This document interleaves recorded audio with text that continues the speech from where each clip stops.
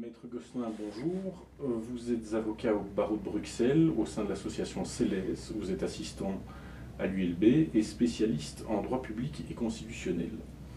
Lors de vos activités professionnelles, vous avez eu l'opportunité de vous pencher sur les droits des habitants des communes à faciliter. La Cour d'appel de Mons a prononcé le 24 décembre 2011 un arrêt en la matière. Pouvez-vous nous résumer les enseignements qu'il convient d'en tirer? Bien, sur le plan strict du droit linguistique, les enseignements fondamentaux de cet arrêt, c'est que, contrairement à une pratique ministérielle et à une jurisprudence du Conseil d'État, la Cour d'appel de Mons dit très clairement que dorénavant, les justiciables des communes périphériques, les justiciables francophones, ne doivent plus systématiquement répéter leur demande d'obtenir leurs documents dans leur langue. Il suffit d'une fois, et dès qu'ils ont manifesté cette demande, ils ne doivent plus la répéter. Pourriez-vous nous dire comment est-ce possible que la Cour d'appel de Mons ait connu un tel litige? C'est une simple question de procédure. Le litige qui est à la base de cet arrêt est un litige rendu en matière fiscale, et plus précisément en matière de contestation d'un précompte immobilier. Et la procédure veut que la contestation d'un précompte immobilier ne se passe pas devant le Conseil d'État, mais devant les juridictions judiciaires. Et l'affaire a donc été introduite devant les juridictions judiciaires de Bruxelles. Elle a été jusque devant la Cour de cassation, et à ce moment-là, la procédure veut que la Cour de cassation renvoie l'affaire devant une autre cour d'appel que la Cour d'appel de Bruxelles. C'est la raison pour laquelle c'est la Cour d'appel de Mons qui s'est prononcée. L'arrêt de la Cour d'appel de Bruxelles a donc été cassé, l'affaire ayant été renvoyée devant la Cour d'appel de Mons. Pourtant, le Conseil d'État s'est déjà prononcé en la matière, à ma connaissance, dans un sens inverse des enseignements de la Cour d'appel de Mons. Comment comprendre l'arrêt de la Cour d'appel de Mons par rapport aux deux arrêts prononcés par le Conseil d'État? C'est tout l'intérêt de cet arrêt, évidemment, c'est qu'effectivement le Conseil d'État s'est prononcé dans des matières plus strictement de droit administratif sur les fameux circulaires Peters, puisque c'est de ça dont il est question ici. Et ce sont des chambres néerlandophones du Conseil d'État qui ont confirmé que l'interprétation proposée par ces circulaires, qui, elle, impose de répéter systématiquement cette demande, cette volonté d'obtenir les documents en français, eh bien, ces arrêts des chambres néerlandophones avaient considéré que c'était une bonne interprétation des lois linguistiques. Ici, la Cour d'appel de Mons dit exactement l'inverse. Il faut savoir que les arrêts des chambres néerlandophones du Conseil d'État étaient loin de faire l'unanimité. Et ici, la Cour d'appel de Mons se prononce dans un sens radicalement opposé. C'est ce qu'on appelle une divergence de jurisprudence. Vous avez des chambres néerlandophones du Conseil d'État qui disent blanc et une haute cour de pouvoir judiciaire qui dit noir. C'est exactement dans cette situation-là qu'on est pour le moment. Est-on autorisé à penser qu'une chambre francophone du Conseil d'État aurait rendu un arrêt en sens inverse? Alors, le Conseil d'État est un juge unique, donc en principe, quand une chambre néerlandophone du Conseil d'État se prononce, c'est le Conseil d'État dans son ensemble qui est censé se prononcer.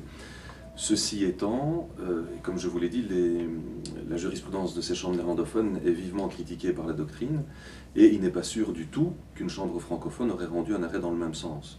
Maintenant, quant à savoir si cet arrêt de la Cour d'appel pourrait influencer une éventuelle décision d'une chambre francophone, ça l'avenir nous le dira, mais je caresse l'espoir que si un jour une telle affaire, et donc la question de l'interprétation de ces circulaires linguistiques, doit aboutir devant une chambre francophone du Conseil d'État, je ne suis pas à la place des juges, mais je pense qu'on peut raisonnablement estimer qu'il n'est pas certain que la chambre francophone suivrait nécessairement la jurisprudence de la chambre néerlandophone, ce qui arrive déjà à l'heure actuelle dans des domaines tout à fait différents.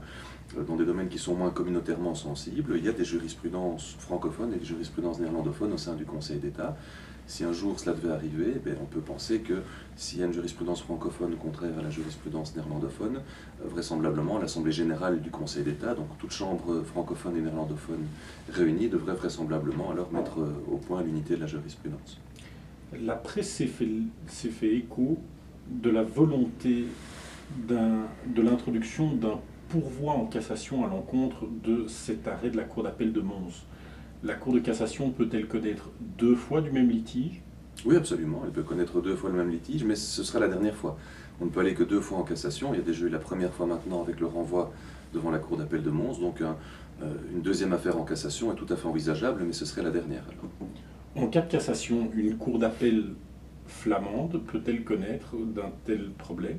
En principe non, parce qu'ici, je vais vous passer les détails des règles de procédure judiciaire, mais le fait est que toute cette affaire a été plaidée en français devant les juges judiciaires de Bruxelles depuis le début, et donc a priori, la procédure doit se poursuivre en français devant la Cour de cassation et ensuite devant l'ultime Cour d'appel devant laquelle ça pourrait être renvoyé, vraisemblablement, puisque la Cour d'appel de Mons a déjà été saisie, ce serait la Cour d'appel de Liège à ce moment-là.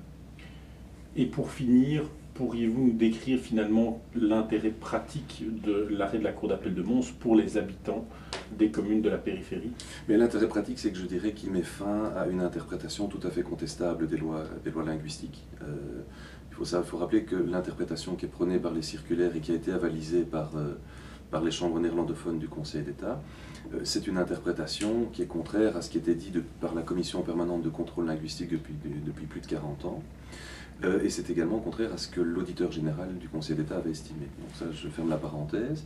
Mais donc l'intérêt pratique, c'est que maintenant, qu'il s'agisse d'un justiciable, personne physique ou personne morale, ou même de mandataires communaux, ou même de mandataires non élus, pour reprendre un exemple plus connu dans la presse, on ne peut plus reprocher à ces personnes d'exiger qu'une fois qu'elles ont manifesté leur choix linguistique, elles ne soient pas obligées de le répéter systématiquement. Pour prendre un exemple pratique, selon l'interprétation des circulaires critiquées, je suis un habitant francophone d'une commune périphérique, je demande d'obtenir mon document en français, on me répond en français.